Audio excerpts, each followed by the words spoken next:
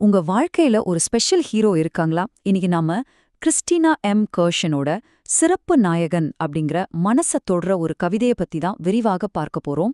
வாங்க, ரொம்ப சிம்பிளான வார்த்தைகளை வச்சு ஒரு அப்பாவோட அன்ப இந்த கவிதை எவ்ளோ அழகா ஒரு பெரிய ஓவியமா வரைஞ்சிருக்குன்னு நாம பார்க்கலாம். வாங்க, இந்த கவிதையோட ரொம்பவே பவர்ஃபுல்லான கடைசி வரியிலிருந்து ஆரம்பிக்கலாம். நீங்க தான் என் சிறப்பு நாயகன், அத உங்களுக்கு சொல்லவே விரும்பினேன். இந்த ஒரு வரிக்கு தான் மொத்த கவிதையுமே நம்மள கூட்டிட்டு போகுது.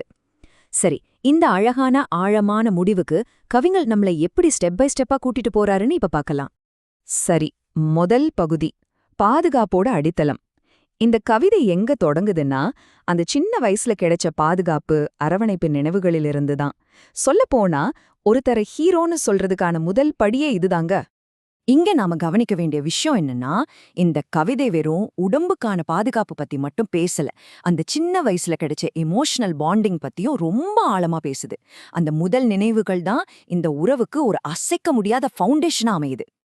இந்த முதல் பேராவுல ரொம்ப முக்கியமான ஒரு வார்த்தை கனிவு. இது சும்மா சாஃப்டா இருக்கிறது மட்டும் இல்ல, அதுல ஒரு கருணையும் கலந்திருக்கு. பாருங்க, ஒரு அப்பா தன் குழந்தைய ஆபத்திலிருந்து காப்பாத்துறது ஒரு விஷயம். ஆனா அதையே எவ்ளோ கனிவோடு செய்றாருன்றது தான் அந்த பாதுகாப்பு உணர்வை முழுமையாக்குது, இல்லையா? சோ முக்கியமா நம்ம புரிஞ்சுக்க வேண்டியது என்னன்னா, இந்த ஆரம்ப காலத்துல கிடைக்கிற கனிவான உணர்வு தான் ஒரு அப்பாவை ஹீரோவா மாற்றதுக்கான முதல் ஸ்டெப். இந்த எமோஷனல் சேஃப்டி இல்லாம நம்மால அடுத்த கட்டத்துக்கு போகவே முடியாது. ஓகே, இப்போ அடுத்த கட்டத்துக்கு போலாம். இங்க பேசப்படுற அன்பு ஒரு சாதாரண குடும்ப பாசத்தை விட ஒரு படி மேல போகுது. அது எப்படின்னு பாப்போமா? கவனிச்சிங்களா? இந்த வரிகள் அந்த அப்பாவோட அன்ப வேற ஒரு லெவலுக்கே கொண்டு போகுது. ஏதோ தெய்வீகமா இல்ல பிரபஞ்சமே கொடுத்த ஒரு பரிசு மாதிரி இத சொல்றாங்க. இது ஒரு சாதாரண அன்பு இல்லப்பா அன்னு கவிஞரிங்க ரொம்ப அழுத்தமா சொல்றாரு. இந்த இடத்துல சிறப்புங்கிற வார்த்தை ரொம்ப ரொம்ப முக்கியம்.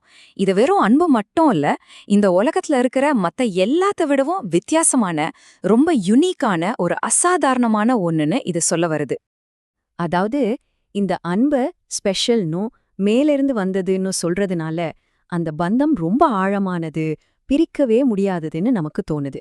இது ஏதோ தற்செயலா கிடைச்சதில்ல, இது ஒரு வரம் மாதிரின்னு ஒரு ஃபீல் கொடுக்குது. இப்ப நாம இந்த கவிதையோட எமோஷனல் கிளைமாக்ஸ்க்கு வர்றோம். இதுல நிரந்தரம், அதாவது பெர்மனன்ஸ்ங்கிற விஷயத்த பத்தி பேசுறாங்க. ஒரு ஹீரோக்கு இருக்க வேண்டிய ரொம்ப முக்கியமான குணம் இது. இந்த உறவோட நிரந்தரத்தை வெளிப்படையா சொல்ற இந்த வரிய பாருங்க. முடிவில்லாதது. இதுதான் அந்த ஃபைனல் ஸ்டேட்மெண்ட். அந்த ஹீரோன்ற பட்டத்துக்கான கடைசி ஆதாரமே இதுதான்னு சொல்லலாம்.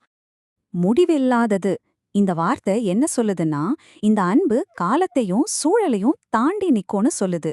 எது மாறினாலும் சரி, யார் வந்தாலும் போனாலும் சரி, இந்த அன்பு மட்டும் மாறவே மாறாது. இது என்னைக்கும் அழியாத ஒண்ணு. ஆகா, இந்த அன்பு முடிவில்லாததுன்னு சொல்றது மூலமா கவிஞர் அத அவங்க வாழ்க்கையில ஒரு நிரந்தரமான, உடைக்கவே முடியாத சக்தியா மாத்திடுறாரு. அப்போ இந்த நிரந்தரம்ங்கிற ஐடியா தான் ஹீரோன்ற பட்டத்தை நியாயப்படுத்த தேவையான கடைசி பீஸ். பாதுகாப்பு, சிறப்பு, இப்போ நிரந்தரம். இந்த மூணும் சேரும்போதுதான் ஒரு உண்மையான ஹீரோ உருவாகிறாரு. சரி, இப்போ கடைசி பகுதிக்கு வந்தாச்சு. இங்க கவிதையோட எல்லா தீம்ஸும் ஒன்னா சேர்ந்து ஒரு பவர்ஃபுல்லான உருவகமா மாறுது. நாம இதுவரைக்கும் பார்த்த எல்லாத்தையும் இத ஒன்னா இணைக்க போகுது. ஆமாங்க, இந்த கவிதை அந்த அப்பாவோட அன்புக்கு ஒரு சென்ட்ரல் மெட்டஃபர், அதாவது உருவகத்தை கொடுக்குது. ஒரு வழிகாட்டும் நட்சத்திரம். முழு கவிதையும் புரிஞ்சுக்கிறதுக்கான சாவியே இந்த வழிகாட்டும் நட்சத்திரம் தான். அது எப்படின்னு பாருங்க. இது எல்லாத்தையும் எவ்ளோ அழகா கனெக்ட் பண்ணுதுன்னு பாருங்க. இந்த கவிதையோட ஒவ்வொரு விஷயமும் இந்த வழிகாட்டும் நட்சத்திரம் உருவகத்தோட எப்படி பொருந்துதுன்னு. மேலிருந்து அனுப்பப்பட்டதுன்னு சொன்னது அதோட தெய்வீகத் தன்மைய குறிக்குது. முடிவில்லாத அன்புங்கிறது அதோட நிலையான ஒளி மாதிரி. தீங்கிலிருந்து காப்பது ஒரு வழிகாட்டும் கருவி மாதிரி.